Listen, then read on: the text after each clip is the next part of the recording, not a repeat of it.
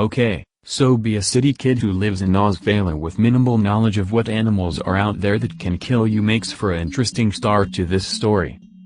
Be March, which is autumn in the southern hemisphere for those who don't know. Have a four-wheel driving friend with aforementioned Toyota. Also have friend who is girl, whose new BF happens to be a Nissan four-wheel driver and has his Nissan 4x4ing friend. One day friend who is girl calls up about a camping trip, 4x4 trip. Good time to note that everyone bar me is a non-operationally inclined person. Think oh cool, get out there with my GPS and go in all woods. So riding shotgun to my 4x4 friend who is girl's boyfriend's house in the sticks where the large group of us were to meet up. Girl asked us to bring her doesn't talk very much brother along, so he was in the back seat for most of this, completely forgotten about. Nothing eventful happens. Nice view at his place, pic related. Friend of her boyfriend spots my operator boots and from then on refers to me as G.I. Joe. Moderately annoying guy, I noted. But apparently, as I was to find out, everyone down here in the country has weird nicknames. So, we all depart the dude's house and proceed to stockpile beer and food. That night's dinner was to be pre-purchased Subway. So, 3 4x4s, me, my closer friend, and girl's brother in our car, girl and her BF and one of our other guy friends in the BF car, and the nickname guy in his car.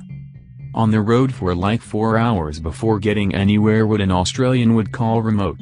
OBTW, no guns Australia mode fully active. Apart from a hunting bow and a Bowie knife. So we hit the dirt roads and our car being the oldest and the most shitty without its anti-roll bar steering arm thingy begins to get left behind. So my friend with his massive ego almost kills us on numerous bends trying to save his pride and keep up. So at this stage we seemed to be heading to a campsite. I had no proper idea because our car was at the back of the line and nobody was telling us anything, being the city kids and all we were probably seen as incompetent in all respects. So after running into a few flooded rivers and such, we found the campsite they were aiming for, which seemed to be taken by some pretty aggressive yabos. Now there are yabos and there are yabos. This particular bunch had children, so they must have had a reasonable maturity about them, so we left them be and headed south around the river where there was a bridge and back into deeper bush territory. After coming across more infested campsites and everyone's morale dropping low, the role of navigator was thrust upon me, though with our car still at the back of the line it was hard to tell what the fuck was going on anyway.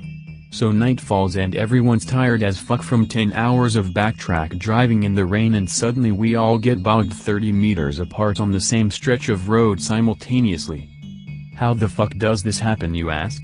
Well, the most capable car went first and the least capable went last, so as we went along this muddy track the guy in front made it the furthest before getting stuck, and by the time we at the back realized what was happening it was too late for us too. So after many failed attempts at winching, digging and pushing out managed to get our car out and turned around only to realize the winching had fucked the alternator and the battery. So now with only enough juice to sort of run the engine we decided our best bet was to drive back up the hill and find some mobile reception, otherwise, being 100 kilometers from any form of contact could have been the end of us. My friend and I, being city kids, had normal cell phones, so we took nickname guy with us as his phone was a Telstra 850 and works better in the country. So unsurprisingly we make it 200 meters up the track before we get stuck and lose the engine. Now being 2 a.m. we give up, radio the other cars that we give up and are going to sleep. Now as the op stated, Toyota seats are shit. So I elected for the back seat and slept crossways. Also the car was leaning over sideways into a hole about a 35-degree angle and was unnerving as shit, but there wasn't much choice because I didn't bring a tent, intended to sleep in the car, and there was no flat terrain near us anyway to pitch one on. Now I slept for maybe an hour before I woke up to the sound of movement outside the car. Operator mode activated. Torch on, sweep the whole area, which was dense bush, see nothing. Oh, probably just a small critter, rabbit, wallaby, wild fox or something. Then a large bush rustled over on the other side of the car, which I sort of saw out of the corner of my eye, Jumped like a bitch. Okay, it's probably a kangaroo or a wombat or a wild pig. We are 100 kilometers from fuck all after all, and we never saw any other cars after those campsites, so I wasn't really expecting a human threat. Now I remember there are 2 other people in here who are still fast asleep. So I reach over to turn the headlights on to get a better look. Oh, right now, fucking power. Then there was a metallic scraping sound on the back door. Okay, would turn around faster than the flash and end up losing my balance and falling on my face into the gear stick, which I might add was a custom metal Shat 1, suddenly blood all down my face. Okay, so now the 2 guys are awake and freaking the fuck out because I'm leaning over them, from the back seat to the front, covered in blood in the middle of the night, stuck in the middle of nowhere with no way to get out and no way to contact anyone. Fucking great. At least nickname guy was quick to think and said that there is a first aid kit in his truck way back down the hill. My friend proclaims that I'm going to die and elects to hike by himself to the top of the hill with our phones to try and call in a helicopter to winch me out. Meanwhile, I'm sitting in the car bewildered and tired as fuck, with a shirt wrapped around my head, bleeding like a retard.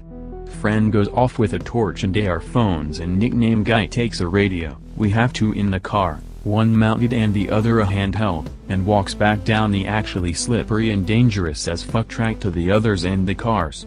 Thinking back on it, probably not the best idea to leave the injured person on their own. After 40 minutes I'm starting to think, WTF are they both doing? It shouldn't take very long to get down there to the cars, so I turn on the CB in the car and try to contact nickname guy or the other cars. Nothing, no response. Then I remembered, no power. Now I'm trying to calm my adrenaline rush down as I'm sure it wasn't helping the bleeding. So I start to fall asleep again, thinking this must be it, etc, etc. Wake up what must have been like 4 hours later, still dark. Remember what happened. Bleeding seems to have stopped, no sign of the others. Feel around my head, conclude that it's not too bad and I can probably walk, etc. So remembering that there was a potential boar or kangaroo or whatever, yes, in the commotion I forgot to tell my friends why I managed to cut my head open. I took my bow and arrows and Bowie out of the back, grabbed my torch and started walking down the trail to the cars to see what the fuck was going on. All considered, I made it down there in one piece. No lights on. As I walk closer I get the feeling something's not right. I go up to the closest car, the one with my friend who is girl, her BF and our other friend in it, open the rear passenger door. Empty. Okay, maybe they had an orgy in the other car. So I go up to that, open it, sleeping bags are out but nobody's home. Nope.jpg. Okay. What the fuck is going on? Slowly draw an arrow and knock it into the string with tightest death grip on bow ever, and slowly sweep around with torch and bow holding hand looking for anything that moves. Nothing. No wind, no rain, no sounds, no fucking frogs or crickets or anything. Slowly get back into friend's car and lock the doors. Was going to turn the lights on but thought better of it. Got on the car's radio and tried to make contact. Nothing. Tried to calm down. Remembered reading Nope stories on /k/. Figured I was being paranoid and that they had probably all walked back to me, found me asleep or thought to be dead, and kept going to find my friend who went up the hill. With my phone. But that didn't explain the why and respond in ratio.jpg. So here I am feeling like I'm either in a nightmare or I've been left for dead. I fish around until I find the first aid kit, and bandage up my head to the best of my ability. Eat and drink all the food I could get my hands on and sat there for 2 hours considering my options. As sunrise approached I decided I may as well check for footprints and head back up to the other car. After getting out I found that there must have been a lot of groundwater flow because everything was mud and there were no footprints or boot holes anywhere around the car. Was it aliens? Or had they just been washed away? So I'm halfway back up the track when suddenly bushes. Am I saved or is it animals? Draw bow faster than ever before and yell "Who's there?" No response. Oi mate? Still nothing. Probably aliens or killer Australian animal. Neck minute medium-sized boar is charging me like a motherfucker. Let arrow fly, miss, oh shit this is it. No time to load another arrow. Smack the bow down towards the boar. It evades and runs past me into the undergrowth. Fuck what? I leg it to the nearest tree with low branches and scramble a few meters off the ground. Suddenly green ants and spiders all over tree.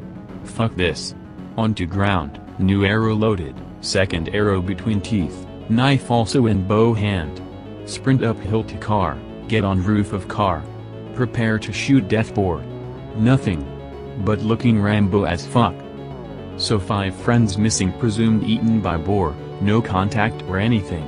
Waited until midday when, being the optimist I operated back to the other cars in case they had returned there.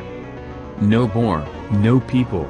Checked food and water situation, enough food to last a week seeing we brought enough for 6 people and there was only 1 now. However I didn't want to eat everything and then find the others and have everyone else starve. That aside there was like only 5 liters of water. Not good. Used to the daylight to reassess the stuck car situation, focused on the most capable car, realized could probably get it out with wood chocks and the winch. 3 hours later of chopping and cursing the car was out. Thankfully nickname guy was trusting and left the keys in it. Drove for about 3 hours around the nearby tracks looking for footprints or anything that might tell me where my friends were. Drove back to the bog side twice until I realized there may not be enough fuel to get back to civilization and get help. I almost run over someone. It was the girl's brother, the white one. Now I was like, hang on, where was he since we got stuck? He wasn't in the car when we slept but I don't remember him leaving. I backed up the car and he was just staring at me, like he didn't know me. I asked him where the other were. He said he didn't know in this strange monotone. Now I was starting to nope that he didn't kill everyone. Either way he got in the car and we continued to look for the others. As I said, he didn't talk much. It took 3 more hours to find them. Apparently the brother had wandered off and they went to find him after they figured I had died, so it was quite a surprise for them to find me alive, let alone driving a car that was previously stuck. And now I'm bored of typing, so to sum up, we all piled in the one car, drove to the nearest town, dropped me off at the hospital where I got stitches. They drove back with the SES and got the other cars out. Apparently one of the SES guys was attacked by a boar in the process but they managed to run over it with their SES car. Go figure. And that's why we don't go 4-wheel driving anymore.